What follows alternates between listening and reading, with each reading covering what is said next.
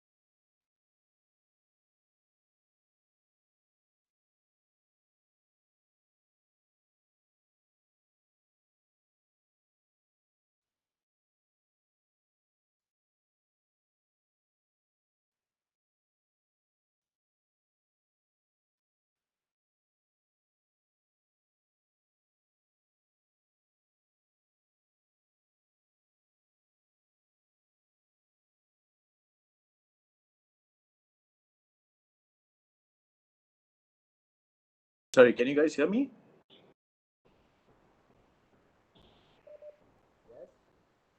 Yes. Yes. We are going in live in around 20 seconds, please. This side Karan from CII. Hey, Karan, thank you. Yeah.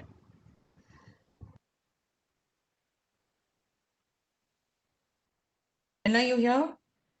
Good to see you. Saurav, it's good to see you. Jimmy's. Hello.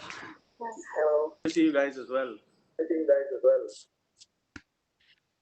I think when somebody's speaking, we will need to mute. There's a lot of feedback. There's an echo. Yes, you all need to be on mute. Be the person speaking. Ma'am, someone has logged in from two devices, I believe. There's a What? speaker running on at the behind. There's a speaker running on behind. Has anybody logged in their phone? No.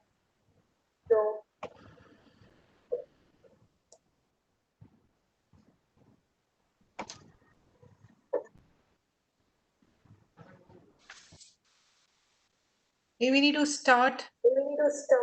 Okay. Hello everyone, welcome to the CII Summit FX, the fourth day. We are having a session on emerging talent scenarios in the new normal. The speakers are Miss Kranti Sharma, Head of Studio Films and Episodic, Visual Effects, Technical India, Miss Delna Damodiwala, Head of HR and Talent Acquisitions, DNEG, Mr. Jimmy Kuriakos, Head HR Technicolor, Mr. Saurabh Dalmia, Head of Business Development Anybrain. We also have Mr. Maurice Patel, Senior Director in Industry Strategies and Marketing, M&E, Autodesk. Over to you, Ms. Kranti.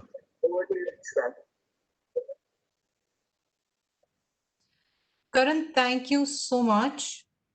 Oh, suddenly the feedback is gone, which is good for our sessions. Okay, great. I would like to welcome all of you on my panel this morning. Thank you for joining, and it's such a pleasure that we will get to interact with you during these times. I think the most queries are for the talent team, and what are you thinking? What is going to be the future? So I think the session is going to be very, very meaningful for our audience. I'll just run through a quick little brief. What we had shared on the group. Given the disruption in the AVGC industry, talent has been challenged to continue AVGC production in most unusual circumstances. A highly interactive and iterative industry that needs a collaborative space has been scattered into hundreds of homes, as we all know, and we still have a huge demand to continue business as usual, but obvious. The industry's top talent managers and team members we have, or leaders, we have here on this platform to reflect on the paradigm and the consequences and emerging trends in future talent hiring, training, engagement, and I think we will discuss more as we go along. Morris, thank you for joining us, and I think this is really an honor for you. I think we will ask the first question from you, Morris. From talent, but we would like to hear your thoughts. I guess we've done a lot of things already during this pandemic. What else you think is Autodesk going to be doing for our workforce, which is currently sitting at home and wanting to engage more in terms of learning? Yeah, I mean, the challenge was that, things changed very, very rapidly and quite dramatically. And some companies were more prepared than others. At Autodesk, we were able to move to working virtually. Pretty much we shut all our offices down, everyone home, and we were up at 100%, close to 100% productivity within 24 hours. But it's not always the case, so that's that easy to do. On our customers, amongst our customers, so we serve customers across a broad range of industries, from visual effects to gaming. I think gaming companies were more adapted to the changes.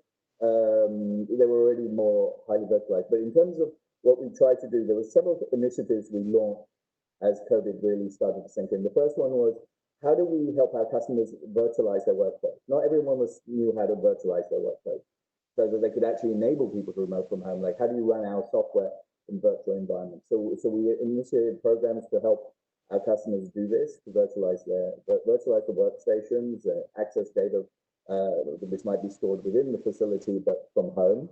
We also initiated programs with some of the customers. That we have a program called Flow, which assists furloughed employees from, obviously as production was hit, companies couldn't necessarily afford to keep all their employees on staff, and so we had programs to assist with that.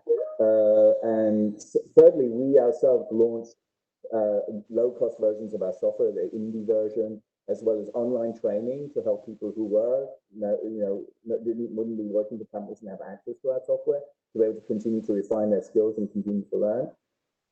And these are just a few of the things that we've done. We introduced different payment terms to help with cash flow problems, especially with very small businesses. We introduced free access to a lot of our cloud services because, as you were mentioning, how do you collaborate? Well, a lot of the collaboration uses products like Shotgun, which is an Autodesk product, which allows people to review and approve what the work that they're doing online. And Autodesk is a series of cloud products like that they enable collaboration. We provided access to that for free for an extended period of time. And so, between helping our customers virtualize, giving them access to the software, helping them keep their skills trained, and then working with individual customers to see what we can do to help them in these situations, as well as giving easy access software to artists around the world so that they can continue to affect their skills. Maurice, that's quite interesting, and I would like to come to you. We have to go on mute. Yeah, just one person can speak at a time, looks like here today. So I'll probably would like to come back to you for your thoughts on more of education and online programming. Before that, maybe we can hear the other panel members as well. Some interesting thoughts, Maurice, that you've shared, and what Autodesk is doing during this pandemic time. And I think we have a lot more to look forward for. So we will discuss more during this session. Jimmy, I would like to hear your thoughts. The pandemic has really forced us to, question so many of fundamentals of our day-to-day lives. It has forced us to question our long-standing habits, routines, and values, right, in both our personal and working lives. So do you think we were prepared for such a major disruption? And, I'm sure we were not prepared, but how we can prepare ourselves for the future, and what else do you think we need to do?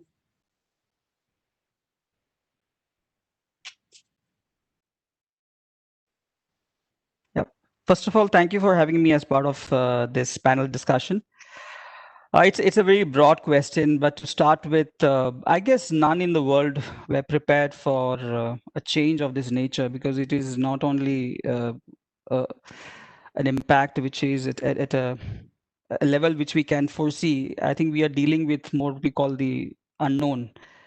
And the scale of the impact of COVID has been quite vast and still going on. Many times such situations when businesses face, we at least have a visibility when this might come to normalcy. But I guess COVID has raised a lot of questions around when this will and how we will go back, whether we will even go back to our normal ways of functioning. I fundamentally feel that every organization have created their own sort of continuity plans to ensure that they sustain themselves. But I can assure you that this is unprecedented and beyond comprehension, to be more precise. There are many things. In fact, what has really brought to us brought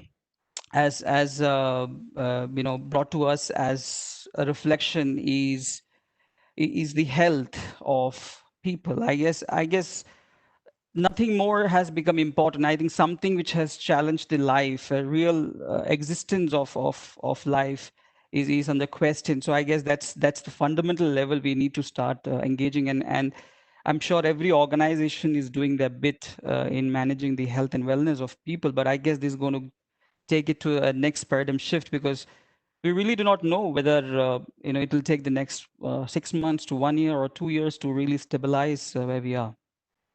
So I really feel that health is going to be the top priority, both for the individual, both for the team, as well as for the organization. So I think it need a realistic overhauling approach to health.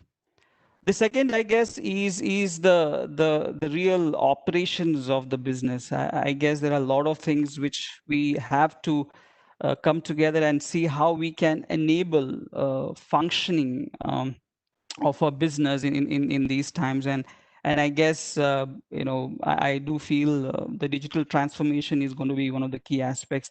And I feel fortunate that we are at least able to have a conference call of this nature, because if this was not there, imagine what we would have been. So I think we should be feeling lucky about at least able to sit across like this on a conference call with net not impacting. So as of now, not impacting, but yes, it itself is a blessing in disguise. So it's very important that the business operations needs to be reviewed in a much bigger fashion. The policies and procedures of the talent needs to be relooked at. But most important thing, when I was doing my set of reflection, I somehow feel that this is a time of people analytics. I guess when we started off the COVID situation, most of the time the way we managed COVID was the track the person, trace the person, and treat. I guess the same fundamental is applicable for us as an organization, where we track where our people are, because they are actually spreading and going back to their hometowns and locations, which is beyond the place of work. We need to trace them, whether we can provide them the kind of work that can be provided, and treat them is keep them engaged in these difficult times.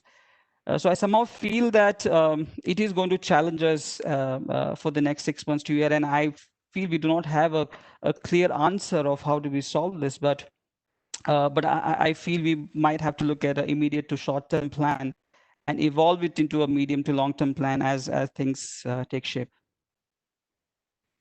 Thanks, Jimmy. So will stay for a while. I mean, and then we should be more prepared. So I think that's going to be a good conversation throughout the next few minutes.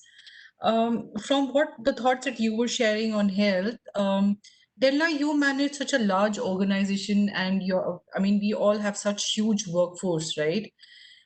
There's a lot of uncertainty in the new normal that has created more anxiety. Let it be finances or let it be work-life balance. The lines have got so much blurred.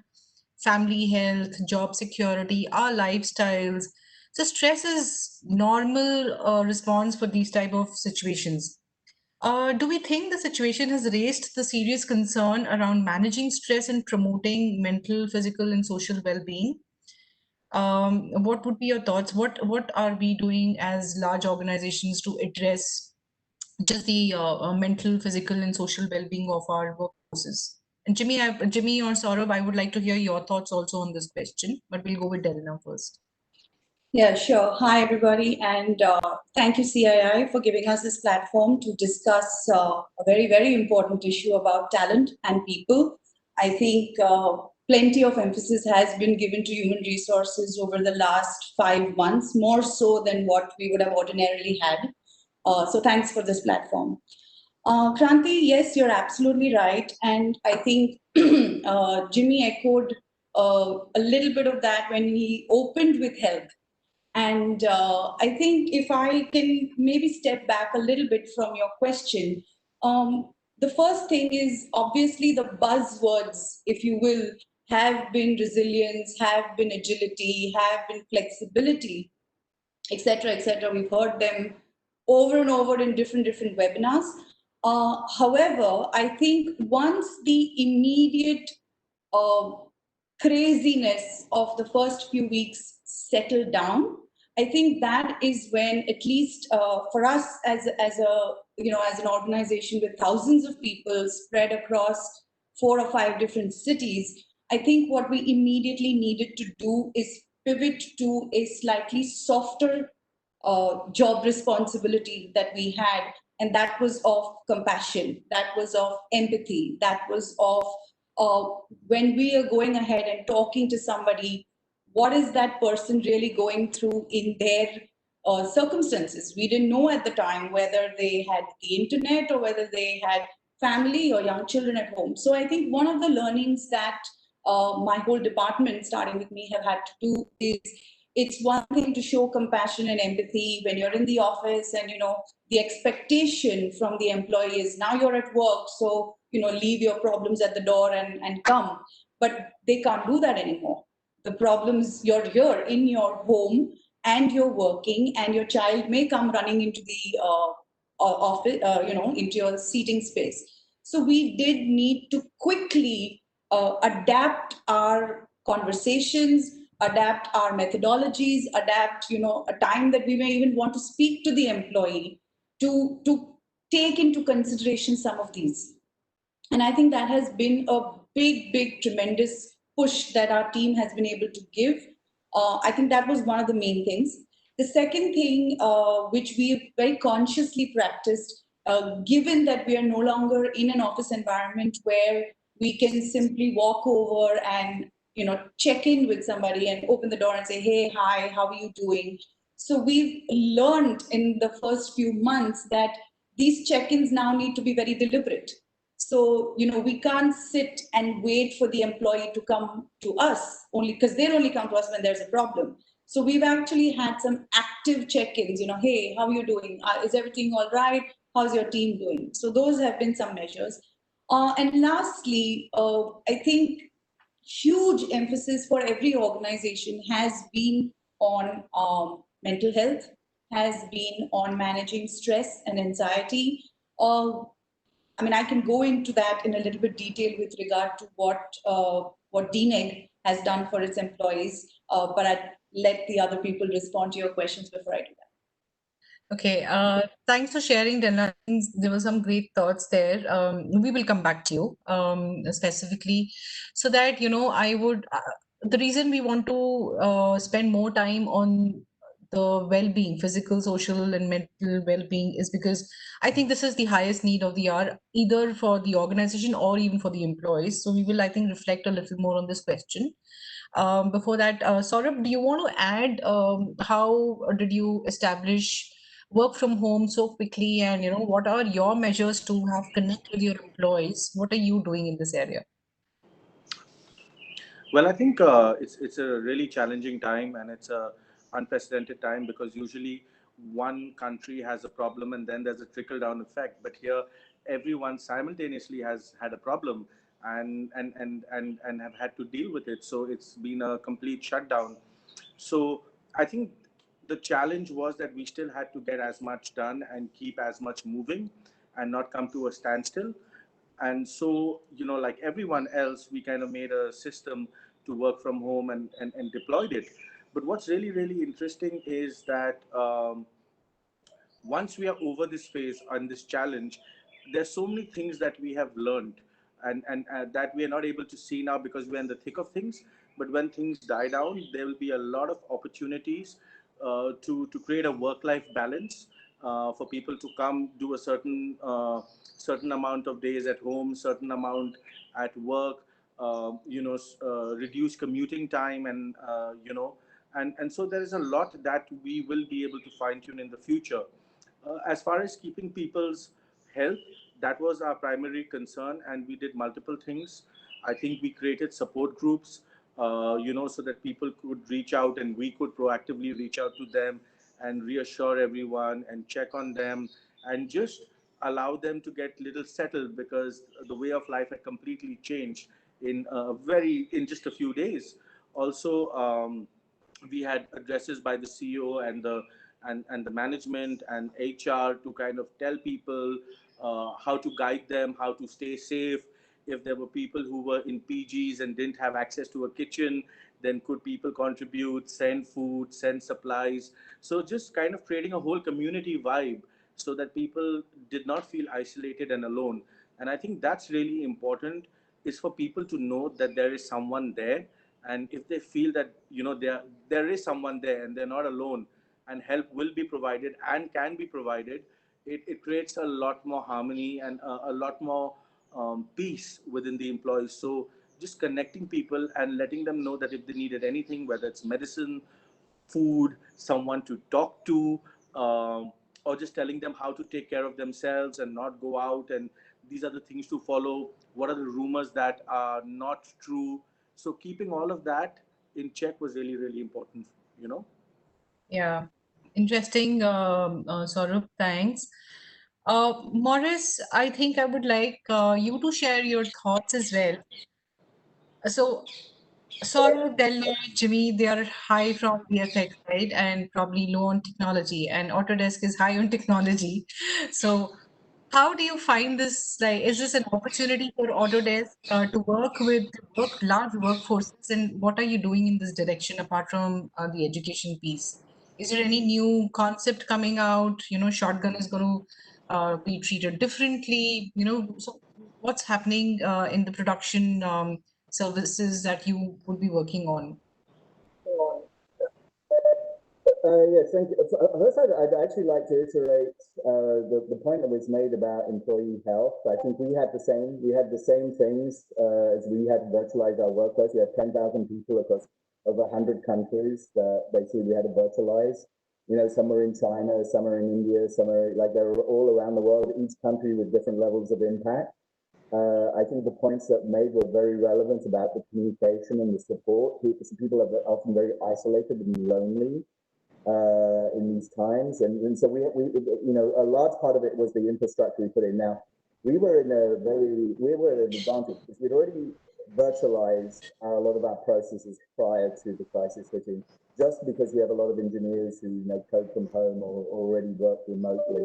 We had a lot of like online systems, you know, things that, you know, we have online systems like Workday, Glint for employee engagement, for managing, you know, rewards and recognition.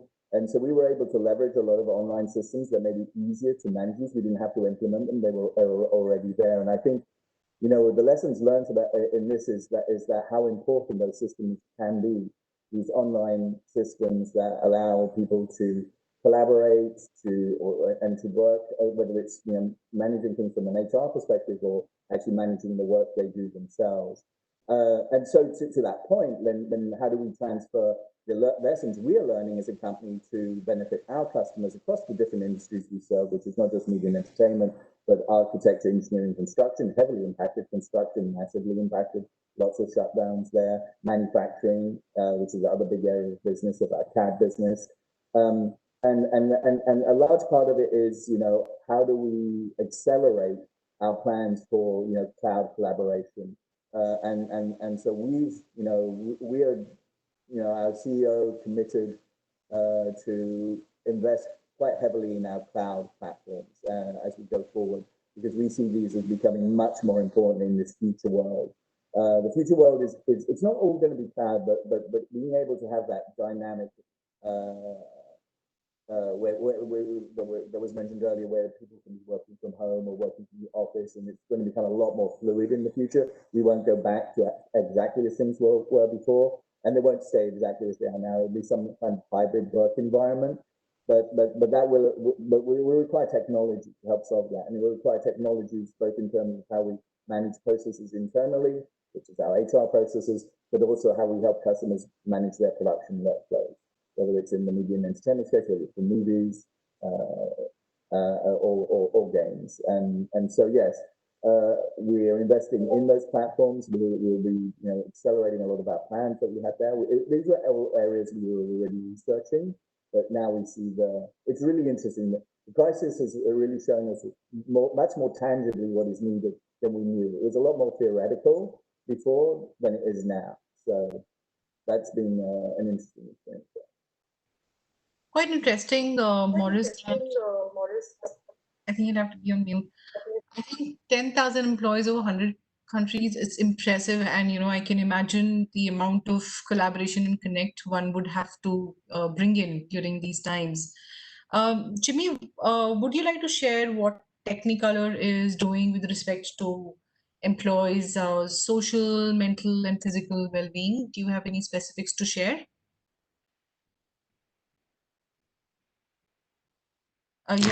Yes.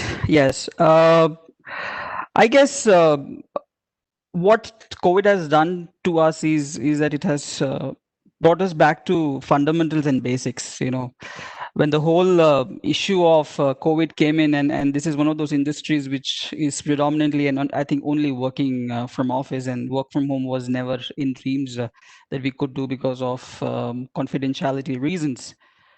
But it has brought in a quite a big amount of change in the way we function. It has become so first few months has been more to stabilize ourselves at the fundamental level, try to ensure that people have systems and systems are deployed. And interestingly, some of the trends of a sudden change is that it also has some positives, and we could see a certain growth in productivity in people, because they're getting into an environment which is very comfortable in many ways. So we did see that a lot of people were able to stretch beyond. They get the flexibility. They don't have to travel as much distance as they want to. That all helped them increase productivity. And the issues then continued, and the lockdown continued, and then the real pressure started building in. And as an organization, it became imperative that we need to start taking measures to do it. Now, the easiest thing, I think in India, it continues to be a big taboo when it comes to employee wellness and at least especially the mental well-being. They do not want to be seeing themselves or anybody else seeing them in the way it needs to be. So what is important is the environment an employee gets to perform his job. I guess if you look at it the way we have been born and brought up, we never had a separate study room or a separate work room. This particular situation has actually compelled us to create a separate workspace within home.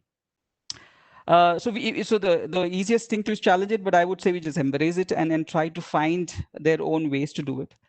The other thing is that family would be now going to be in the background and part of different work engagements. We need to start accepting that too. There's nothing wrong in that, because whatever said and done, a man going from home to office and office to home, he or she is taking the whole thing together, because you can't decouple it as we feel it is. And now the gap has further shortened. So I guess the employee first should start embracing that the family will be some part of the work that they do, and the organization should also accept that the family will be part of it, and let's embrace it. And I think let's further reduce the gap, because I do feel in the kind of dynamic industry that we cater to, families still have a very big role to play. Yeah. So I guess this could be a great opportunity for us to bridge that gap and invite family to be part of the whole business, so that in times where the employee feels disengaged, the family can bring the employee back to normal. So I guess that's one area we are focusing on quite extensively, to ensure that we do not try to decouple it as we think we should, because this is a change which may not go down well, but I think acceptance will make it easier. The other thing is, of course, we have a comprehensive employee wellness plan, and we regularly keep educating people of what they should do in this period. We are doing sessions on managing simple things on a day-to-day basis, which can keep them involved and engaged. But I also feel that one of the things which is important and that we are encouraging at Technicolor quite extensively is peer-to-peer connect. Whatever said and done, the manager will never be able to influence, because the manager is always seen as a person who is going to be asking about where is my task lying, and are you going to finish the job or not. So keeping that perspective in mind, it's imperative that the relationship of a peer to peer is much higher, and if we are able to establish that, because it is very important that a person can easily become isolated in the whole engagement. But if we create more platforms for peer-to-peer contact, first thing, it can be highly informal in nature. It enables that engagement. Second, they are able to collaborate as it needs to. Because we are in a working organization, bringing people together is easier. But when you're in virtual, bringing people together is difficult. And there are possibilities, and there's an easier thing to do is to get isolated. So how do we ensure that the peer-to-peer contact becomes much stronger? So I guess what we'll be looking at, and more from a technical standpoint, is that we should not overcomplicate or overdo stuff, because people are anyway not easy to adapt to change, and this change already has pushed them quite much. Now, if you're going to be overwhelming them with many things, I guess it is going to backfire. I guess we need to find avenues to simplify those engagements, so that the sense of the emotional well-being when they are functioning in and around work or in and around family is the best. And we find those acceptance being given to them, and we do make those small baby steps in engagement, because we really do not know how this will evolve. There's a possibility that we have the vaccine and everything is back to normal from Jan, and we're back to office. And we might potentially go back to our older ways without even blinking of an eye. They'll say, okay, this is 1 year, we want to just uninstall from our life and just move on to 2021. I guess that might also happen. So it's imperative that we not overdo it, but take those baby simple step which make them feel a sense of togetherness, that they are all together. Managers do have a role to play. Leaders do have a role to play to keep them updated about what the organization is doing in these times. And manager needs to be quite empathetic and reassuring that we all are in this together. It's not an issue only with one person, and we might have to do over and beyond that we usually do. Maybe over communication is going to be an important aspect as part of it, but we need to do that. But touch upon the simpler things which people can relate to than probably complicating. And nowadays, when I go through any of the HR articles, I think there's a bombardment of post-COVID, how the world should actually function. And I personally feel that they are actually deriving what the future would be, which something which they themselves are not aware about. So I guess please stay away from too much of knowledge, because you really do not know how it is. Please use your common sense and intelligence in managing the day-to-day transaction, per se. And I think that will help us sail through. Thanks, Jimmy. I think quite a lot of thoughts and best practices I think that Technicolor is following. From the conversation that we started earlier, like there is a very thin line, right? You touched upon, Jimmy, you touched upon productivity has kind of increased because I think we have given them there is flexible working hours. So Della, this question probably I'll point it to you in terms of thinning, basically blurred lines between working from home and actually managing home. Um, what would you say about that? Like, are you thinking that work-life balance is now going to get affected, or it's just that we are overworking ourselves because it's very new and initial stages, or do you see that there's going to be a pattern going forward? Sure. So actually, I want to be able to answer that taking into consideration three pillars, if you want to call them that. One is technology, one is the communication side of it, and the third is inclusion. So if I go back to something that Maurice was saying, I actually don't feel that technology right now is very removed from what HR is doing.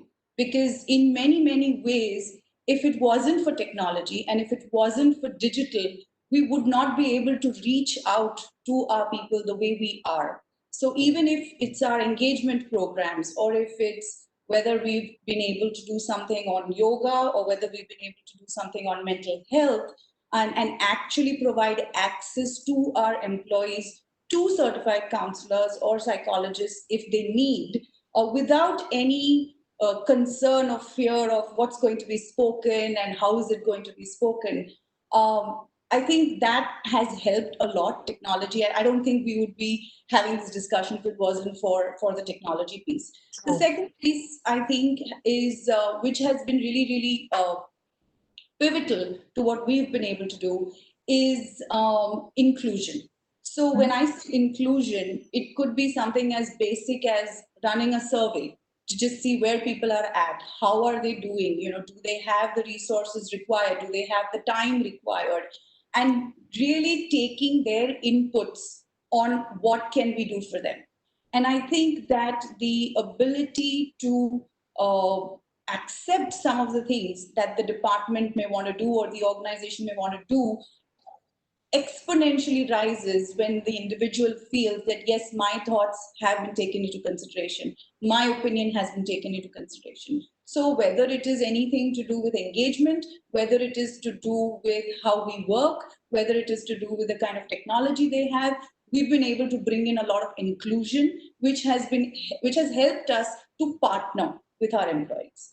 And frankly, if you ask me, I think the really surprising outcome, or I shouldn't say surprising, but the very positive outcome has happened is now we have employees who come to us offering flexibility. So they may come back and say, you know what, my bandwidth goes down by 10 in the morning, but I'm okay to come, start 2 hours early and then maybe take a break at 10 o'clock so that I can finish my function. And this is not something that we imposed. This is not something that we had in our written down policy. But we've seen that by partnering, we've had individuals come back to us and say, yeah, great. Can I do this? Can I start at 5? I've had working mothers who have basically said, you know what, I need to take a little bit of break around dinner time. I need to prepare this. I need to do this, but I'll log back in after I put my kids to sleep. And this is not something we had to do. This is partnering. So I think inclusion and partnering has been a really important step in what we've been able to do. And thirdly is communication. So I think, frankly, if you ask me, I think we would rather over communicate than under communicate, especially in this environment where people don't know what's going on in the organization. People don't have, corridor conversations or breaks for tea and smoke breaks and things like that. So we have felt and we've seen quite a bit of success in over communicating and getting people to reach back out to us in case something or the other needs to be done. How do we see this moving forward, and how do we see the blurred lines being able to unblur, if at all? I think that's an evolving process. I think that is organic. From where we started in April and May to where we are now, no doubt, there may be certain exigencies of projects, there may be certain exigencies which are health-related exigencies, but I think that we've now, and I'd like to think that all organizations have now settled in a certain functional way. It may not be optimal, and we need to build upon everything we did, which we were pushed to do in the first few months, and now reflect back and see, okay, so, we accomplished this, we accomplished this. How do we now capitalize on everything that we've got and then come out with a policy which is a more sustainable policy going forward, whether it's 2021 or whether it is flexible working or whether it is any of the policies that traditionally we would have never seen in the VFX industry. So my view is that that is a constant, it's an evolution. And yes, there are buzzwords in HR forums, but my view is, I think the value in all those forums is you hear a lot, then you take what works for you and you customize that and you package that for what is unique to your organization and what is unique to your employees. And that is the value that you can give back to your employees. And that is something that we're striving for at DNET. Lovely, right? I think there's so we were, I think, already doing all of this, but it's taken a lot of emphasis due to the times that we are in. And I'm so glad you're able to share. And I'm sure there are a lot of employees hearing this conversation and a lot of small companies also hearing this conversation to, they can also probably adapt whatever we're doing. So thanks for sharing your thoughts, Delna. Saurabh, I know you manage the business piece, and generally when we are doing reviews and we are doing conversations with our artists and workforce, right? 60% is non-verbal communication, body language. How do you see how we've been able to overcome that limitation, considering we all are working from home? Do you have you seen any impact, or do you think you've been able to manage and it's been seamless? See, I think initially you all feel all of these questions do arise because it's a new way of working, and adapting to something new is always painful. But once you do adapt to it, you kind of figure out, okay, there are even on communicating via video call, you understand tone, you are able to see expression. And you know what, we've been doing this for a long time. Most of our clients are in different parts of the world, and we get into video call and we understand subtleties of their feedback, when they are pleased, when they're not pleased, when something is bothering them. So we've had this experience for a very, very long time. And now that we are doing it internally, and I think it's taken us a month or so to kind of adapt to this new way. But once we've kind of accepted it and made the shift, it's not such a big problem. I think we're still being able to do things well. I also agreed with so many points that Delna just said, and one of them was about flexibility and the ability to do stuff at your own time. And we have seen so many artists saying that, you know what, I'm a night person, let me work at night, and they work at night. And then there are people who say, you know what, I want to finish my work by 12 in the afternoon, and they work. And it's great for people to have this flexibility based on their life. And you know, for the first 1 to 2 months, because everything was so new and we were figuring things out, we ended up working, all of us, like till like 15 hours, 16 hours, 17 hours. But now that systems are put in place and they're being refined, the need to do that is not there. And we need to talk to people and say, you know what, enjoy the lunch with your child or with your mother. Take that break. You had to make a physical shift between your home and your office. Make a mental shift. Just because you're at home, that doesn't mean that you keep on sitting. You do your work, spend your time with your family. I mean, it's a great thing. You are able to have lunch with your child, or if you have to attend to something, do that. It's not a problem. And we need to encourage people to be able to make a mental disconnect and take the advantages of not wasting an hour to 2 hours traveling, being at home, and tell them to enjoy that and do work, and help them to transition to being able to work from home, and yet have a demarcation between what's work and enjoy their personal lives and the perks of being at home. Thanks, Saurabh. Thanks, Saurabh. I think quite interesting thoughts there. What's stemming out of this conversation, and I think I will to Morris, is the readiness of our managers, right? When he said 10,000 people, 100 countries, and this whole conversation of over communicating, technology, inclusion, communication. I think what's my next question for Morris would be, how are we supporting and preparing our managers? I mean, in your organizations, how are you all supporting and preparing your managers to adapt to this new phase of life and manage their teams remotely? Not everybody was ready for this, right? So how are we engaging with our managers? Morris? Yeah, that's a very good question, and I actually think it connects something with Saurabh was referring to.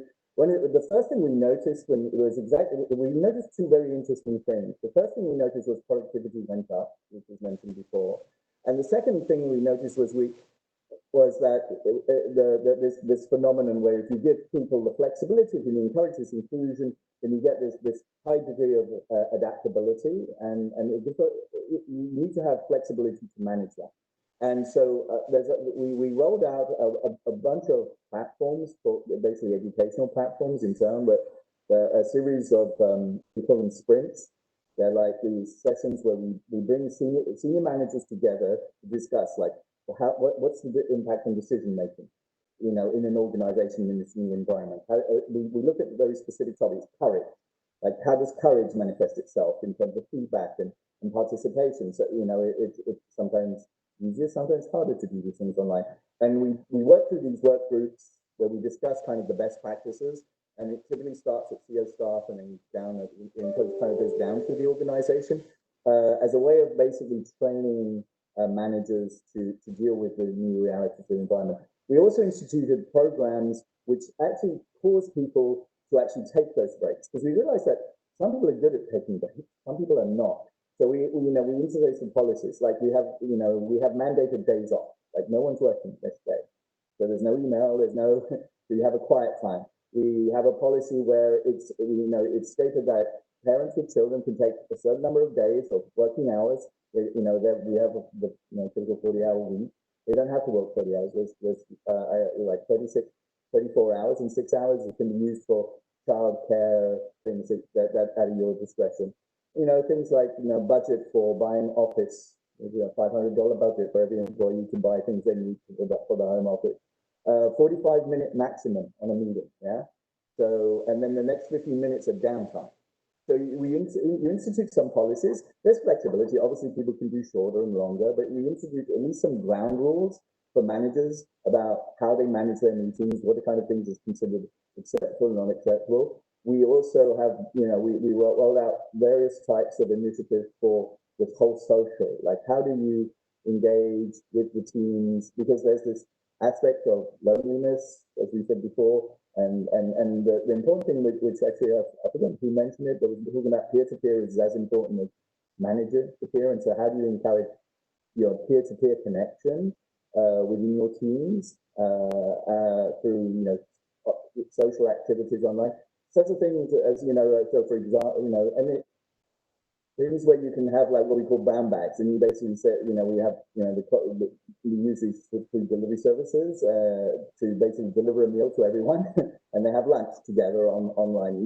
Before we'd all go to a conference room and bring the beers and pizzas and do this, and but now in the virtual environment, how do you do these kind of things? So how do you translate some of these social activities that we used to do into virtual? We just had a team tour of like Versailles online, and another group did a visit to a farm, and where they basically the team got together and they had a virtual event online that was like a bit more of a social event, nothing to do with work.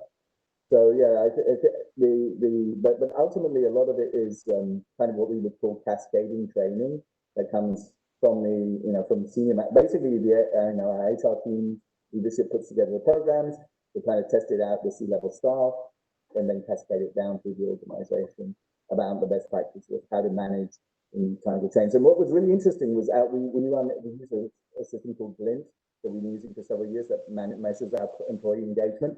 It went up during this cycle. Actually, employee engagement went up, which we were not expecting when we got the results in. Like we know we were trying hard, but we didn't actually expect the results to go up. Amazing. Morris, I think Autodesk, whatever is doing, this great initiatives here. We have a lot of HR listeners, and we have a lot of companies listening into this. I think we should look at adapting some of the policies and processes that you kind of put in place, which will work well for our employees. I would like, I think I recognize the time. We probably have about 7 or 8 minutes. Anybody, I mean, this next one can be for anyone, whoever wants to pick up this question. What is the biggest takeaway for the future for an employee? I mean, we have a lot of employees listening into this conversation. So what would you be suggesting for an employee?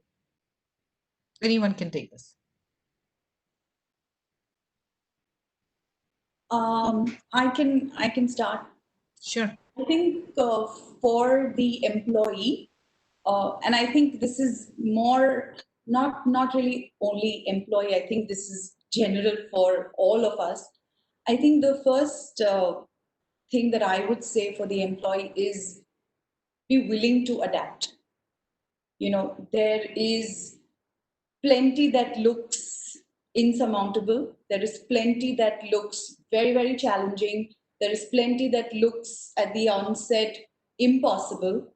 But if you provide us with a little window of being willing to adapt, the organization can take the next steps forward, the next 10 steps forward, to provide for that environment, to provide for that flexibility. So I think the takeaway for the employees, I think, given that this is not challenged only our industry, Jimmy said that in the beginning, right? We were an industry that couldn't think of working from home.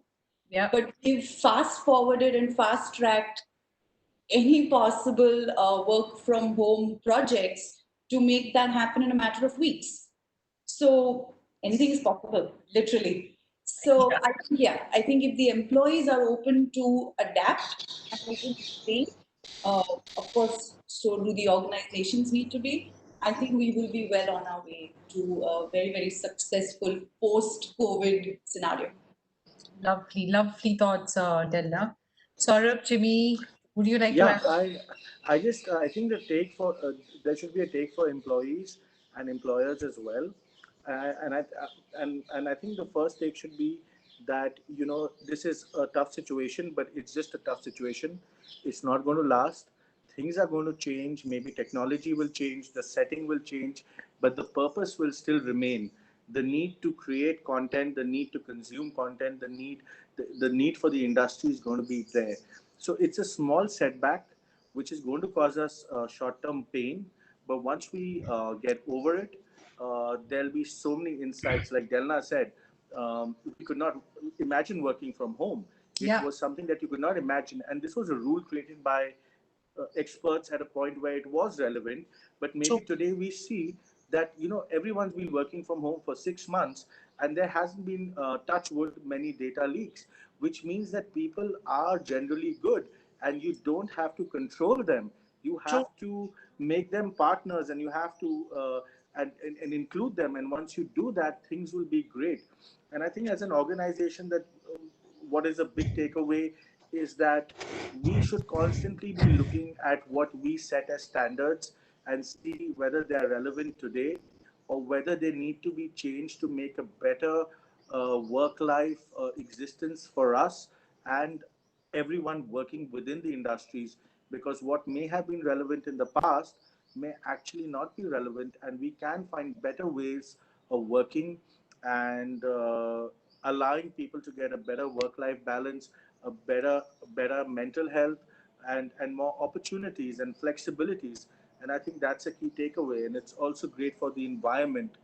And I just think that if we are really honest to everyone, we are inclusive, and we genuinely care, it will make a better environment, because at the end of the day, that's the three things that everyone needs.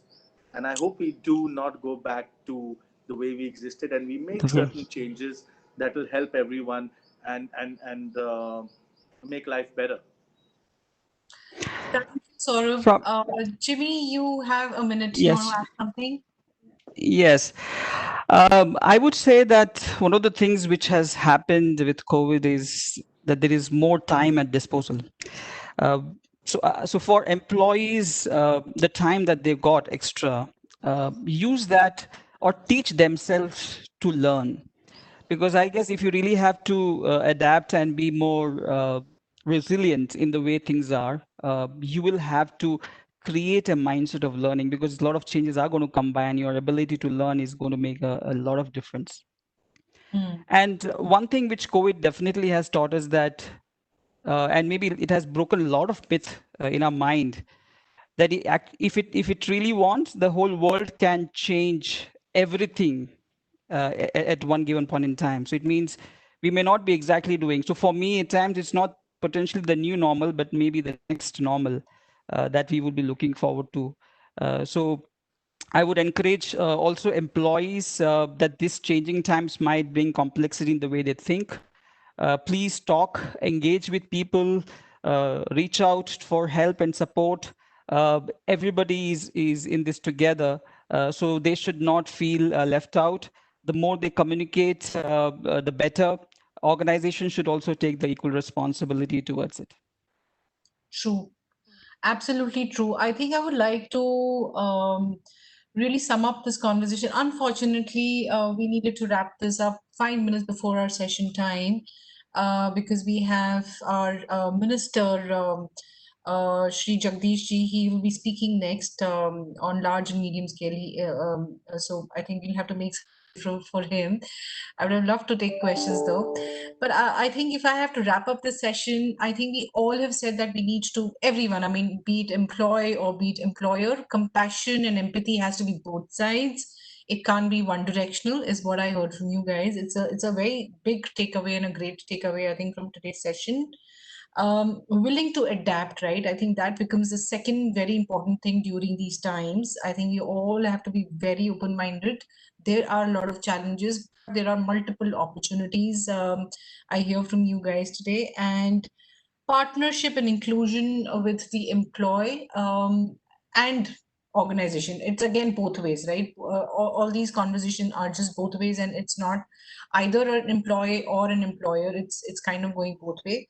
And most important piece that I heard from you guys, which we will do more and more, is more communicating. Rather than communicating less, we will over communicate, because that's what is the need of the hour looks like, right?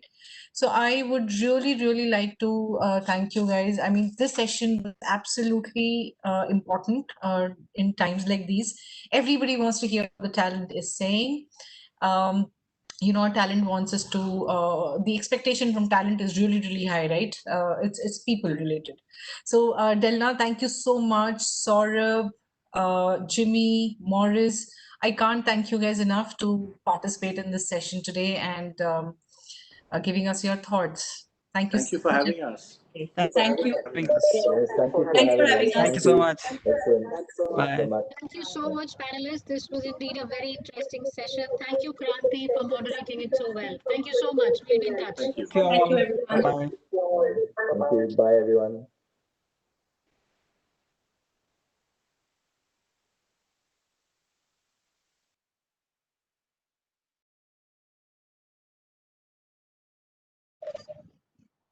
Good afternoon, sir. Welcome you to the first edition of Summit FX. All the countries, everything. Good afternoon. Good afternoon, sir. We will just begin our session. Please. Yes, in another 3 minutes, we will go live, sir. Okay. Thank you, sir.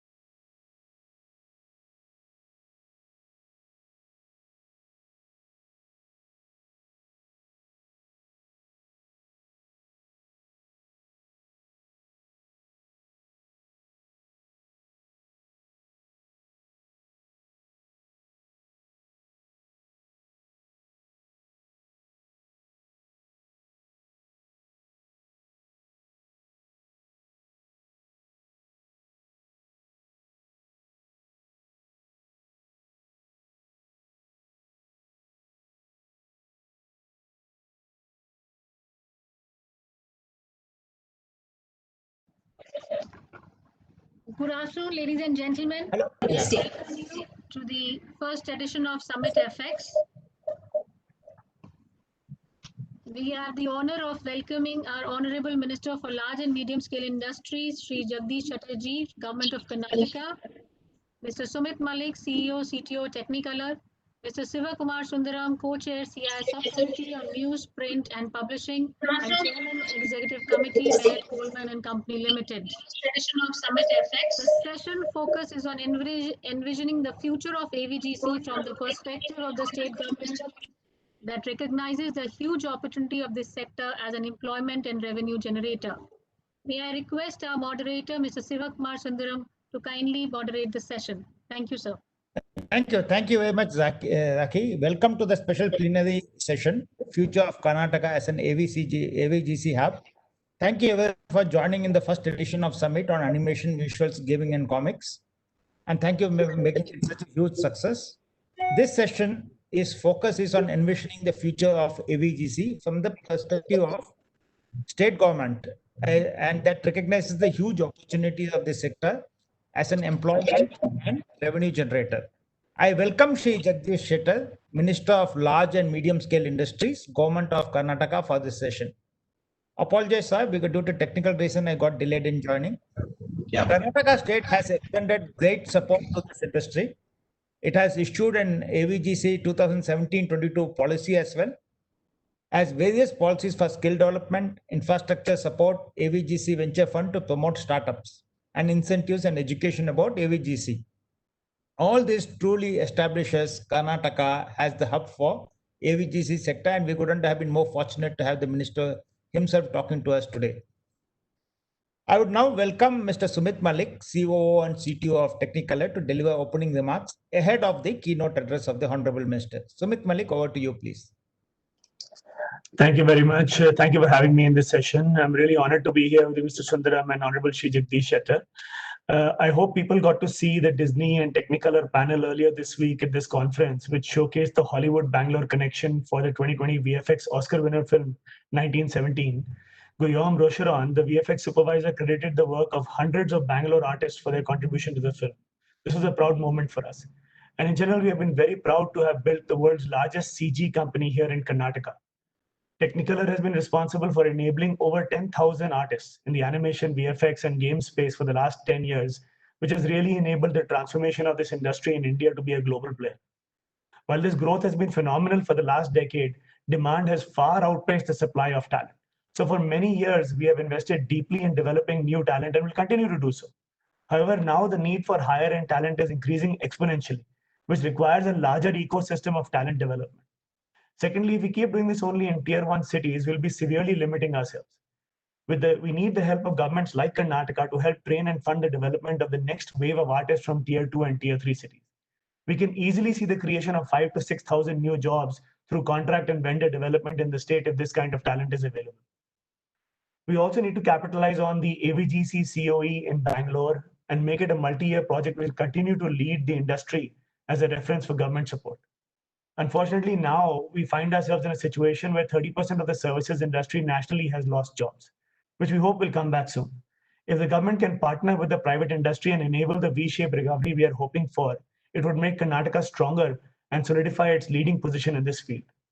With India at only 0.5% of the world AVGC market, there is a huge room to grow. And we're really looking forward to that growth in partnership with Karnataka. Thank you. Thank you very much for the wonderful remarks. And that was quite fast, I must say, and setting stage up for Shettarji. Before we keynote address, I would like to quickly share the brief profile of the Honorable Minister. Jagdish Shettar Shettar, born December 55, Indian politician belonging to the BJP. He was also the 21st Chief Minister of Karnataka from 2012 to 2013. He has served as the leader of opposition in the Karnataka Legislative Assembly. Earlier, he was Speaker of the Karnataka Legislative Assembly from 2008 to 2009. Currently, he represents Hubli Dharwad Center Vidhan Sabha seat. On 20th August 2019, he was inducted as the Cabinet Minister for Large and Medium Scale Industries, excluding sugar, in the BJP government led by P.S. Yediyurappa. May I kindly invite our keynote speaker, Sir Shri Jagdish Shettar, Minister of Large and Medium Scale Industries, to deliver the keynote address, please. Thank you so much. All the dignitaries, it gives me immense pleasure to address the stellar gathering at the global animation, VFX, gaming and comics AVGC Summit organized by CII. I am honored and privileged to be with all of you today while speaking about the exploring opportunities for AVGC sector in Karnataka. The animation industry in India has shown steady growth in recent years and is highly potent sector. This trend is coupled with the constant outsourcing of animation technology to India. Karnataka is known to be a center of high-tech industry, contributing significantly to the country's revenues from information technology, biotechnology, airspace, and other technology sectors.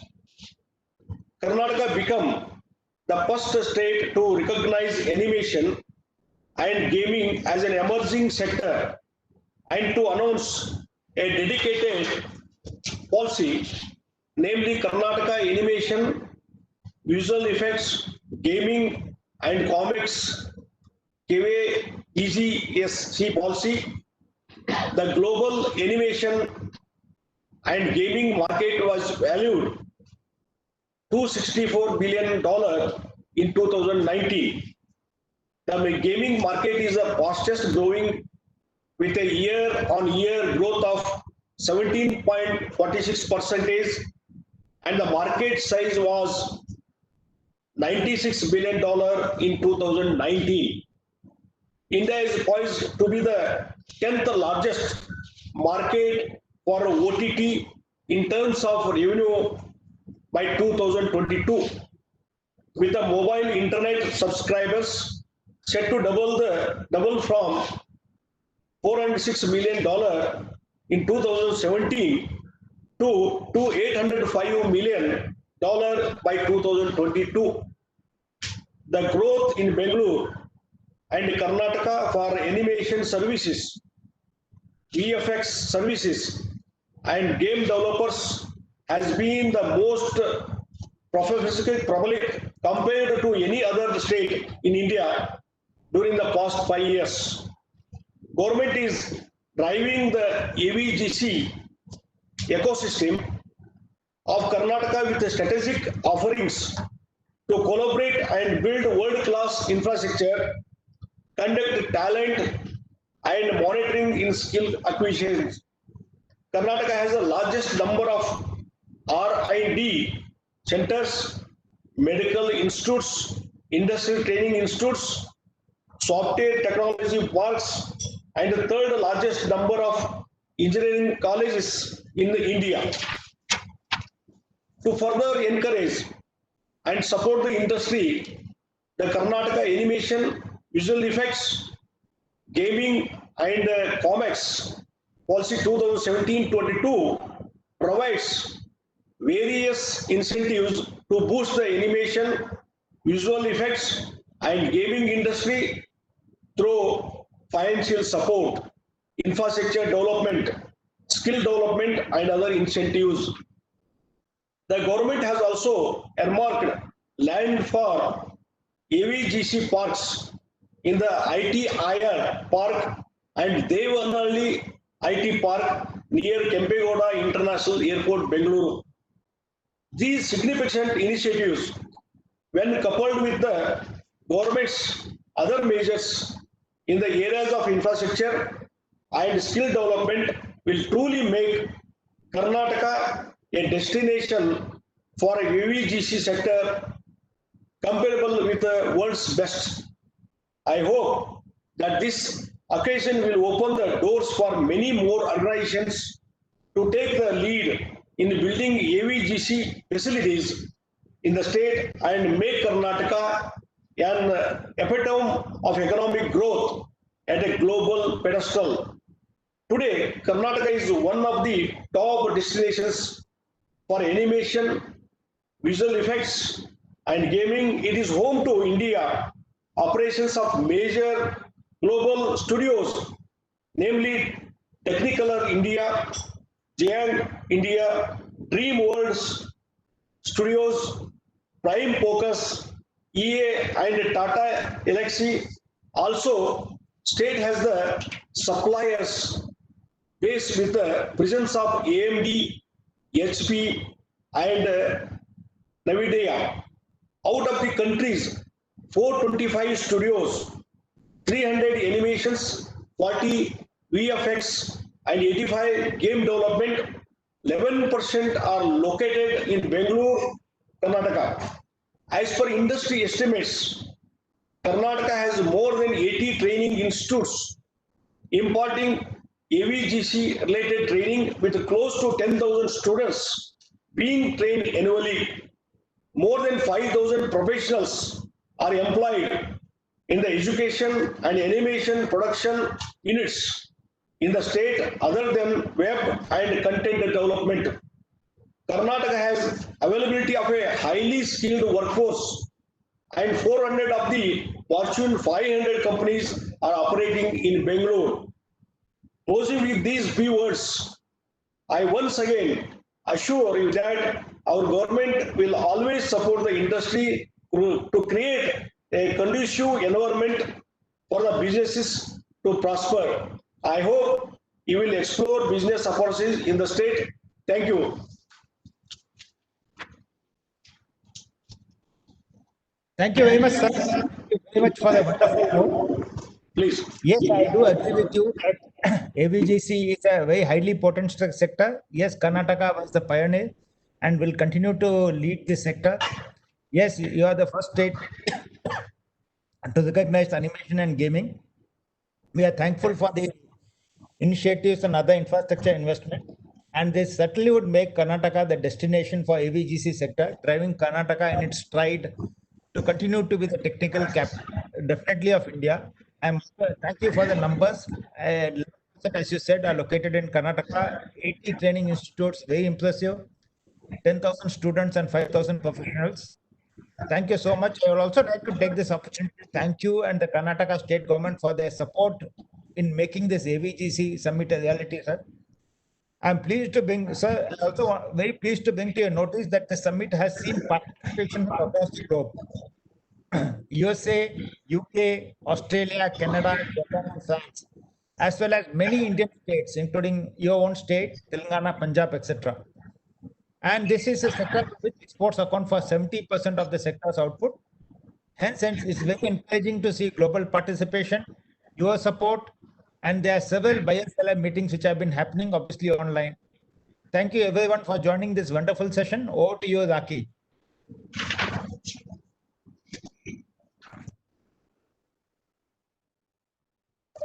Thank you, Honorable Minister, for joining the session. Thank you, Mr. Sundaram. Thank you, Mr. Malik.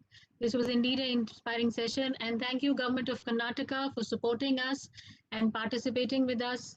And we all know that how Karnataka has helped in promoting the AVGC sector, and we'll continue to look forward to working with you closely, sir. Thank you. Thank you.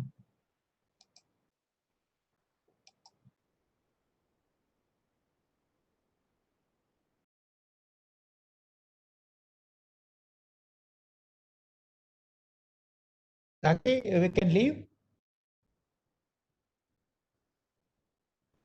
Yes, sir. Huh? Yes, sir. This is the end of session. Thank you. Thank you Yes. so much. And apologies once again. There was computer misbehaved, so I had to restart it. No, sir. Thank you. Thank you. It's okay, sir. It's okay. We understand, sir.